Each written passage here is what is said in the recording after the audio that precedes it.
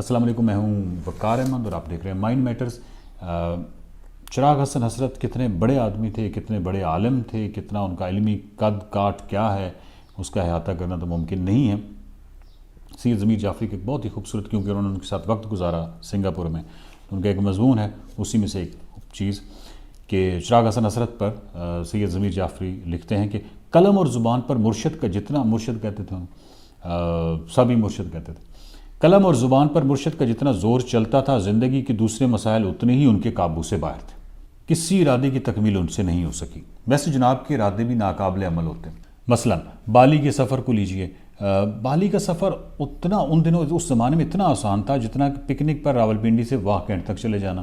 Air force کے ہوائی جہاز چاروں طرف بھاگے پھرتے تھے اور پبلک ریلیشنز کا نام ہر سفر کے لیے کھل جا سمسم کے معنی رکھتا تھا، لیکن مرشد بھلا عوام الناس کی طرح سفر کیوں کرتے؟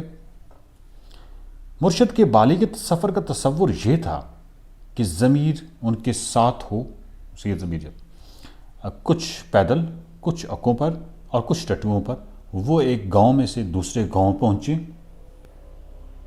کھانے کا وقت جہاں آ جائے پڑاؤ کر کے وہیں چولہا روشن کیا جائے، ایک آدمی لکڑیاں چن رہا ہو اور دوسرا دیگچی مانگ رہا ہو اور پگڈنڈی کے کنارے مرغی بھونی جا رہی ہو۔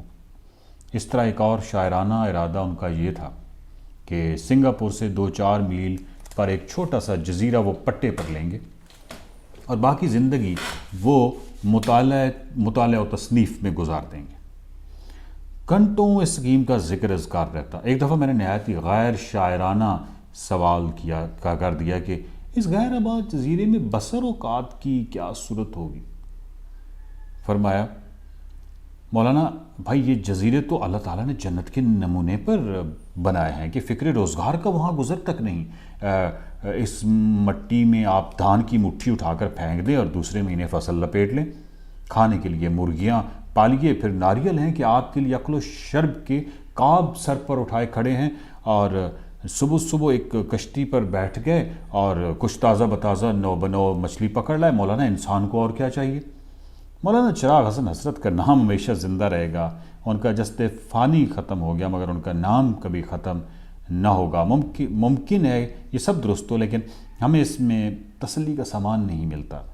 حسرت کا نام زندہ رہ سکتا ہے مگر ہم جانتے ہیں ہمارا مرشد اب جہاں نہیں ہے، اور اس کے ساتھ ہی ادب و فن اور تہذیب و وزاداری کا ایک پورا دور تاریخ کے ایک موڑ کی ادھر اوجھل ہو گیا۔ مکتب ہی نہ رہے تو اب کون ہوگا جو گھنٹوں اس تحقیق میں لگا رہے گا کہ جوں کے بعد تو کہا جاتا ہے تو کیوں کہا جاتا ہے؟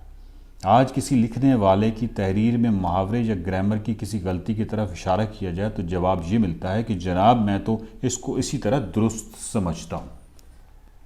مرشد ذرا سے اشتباہ پر سند کے لیے پریشان ہو جاتے تھے۔ سالک صاحب فلاں محاورے کے متعلق کچھ الجھن سی لاحق ہو گئی ہے، کچھ یاد پڑتا ہے کہ منشی دیا شنکر نسیم نے اس محاورے کو اس طرح باندھا ہے، مگر اب وہ مقام ذہن سے اتر گیا ہے۔